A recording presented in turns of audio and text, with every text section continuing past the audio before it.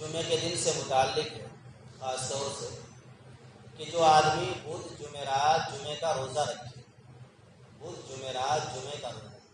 ایک کتاب ہے عمل الیوم واللیل ابن سنی کی، تو اس میں رات دن کے اعمال کیا کیا انسان کو کرنے ہیں، کیا کیا حدیث شریف سے ثابت ہے، وہ بیان کیے گئے ہیں۔ تو اس میں ایک عمل یہ بھی ہے کہ جو آدمی جمعے کے دن بدھ جمعرات جمعہ یہ 3 روزے رکھے اور جمعے کی نماز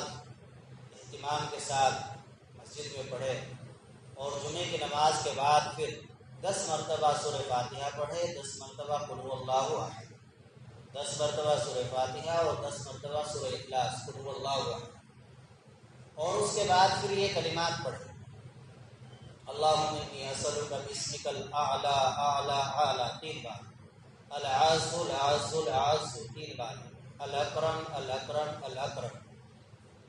لا الہ الا اللہ العجل العجل العظیم العظم۔ تو حدیث شریف میں ہے کہ اس کے بعد جو بھی وہ دعا کرے گا تو اللہ تعالیٰ اس کو وہ عطا فرما دے گا۔ لم یسأل اللہ شیئا الا اعطاہ ایاہ، جو بھی اللہ سے وہ مانگے گا اللہ وہی عطا فرما دیں گے اس کو، عاجلاً و عاجلاً، یا تو اللہ فوراً جلدی عطا فرما دیں گے یا کچھ دیر سے۔ یہ اچھا عمل ہے، اور خصوصاً یہ موقع ایسے چل رہا ہے، یہ تو حدیث شریف کے اندر ہے جو عشرہ ذی الحجہ ہے، بقرعید سے پہلے کے جو 9 دن ہیں تو ان کی بڑی فضیلت آئی ہے، بلکہ 10 دن کی۔ ترمذی شریف کی روایت کے اندر روایت ہے، راوی ابو ہریرہ رضی اللہ تعالیٰ عنہ ہے کہ نبی پاک صلی اللہ علیہ وسلم نے ارشاد فرمایا کہ اللہ تعالیٰ کو ان دنوں کے اندر عبادت بہت ہی زیادہ پسند ہے، اور خاص طور سے فرمایا کہ ان دنوں کے اندر ایک روزہ 1 سال کے روزوں کے برابر ہے۔ ان دنوں میں ایک روزہ 1 سال کے روزوں کے برابر ہے، اور ان کی جو راتیں ہیں تو وہ راتیں شب قدر کے برابر ہیں۔ ان دنوں کی جو راتیں ہیں وہ خاص طور سے وہ شب قدر کے برابر ہیں۔ تو بہترین موقع ہے، بدھ جمعرات جمعے کا روزہ رکھے، اللہ سے دعا کرے پوری امت کے لیے، پوری ملت اسلامیہ کے لیے۔ دعا مومن کے لیے ہتھیار ہے، الدعاء سلاح المومن، مومن کا ہتھیار دعا ہی ہے، اس سے اللہ سچ میں بڑے بڑے مسئلے حل کرا سکتا ہے۔ وہیں پر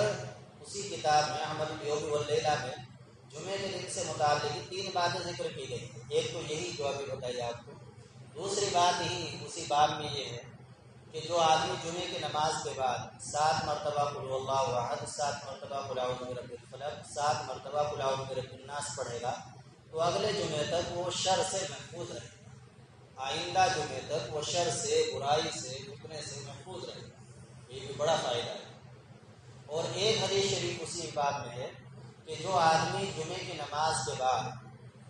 یہ بہت آسان سا عمل، یہ بھی آسان ہے جو بتایا آپ کو، اور یہ اس سے بھی آسان ہے اور قیمتی عمل کہ جو آدمی جمعے کی نماز کے بعد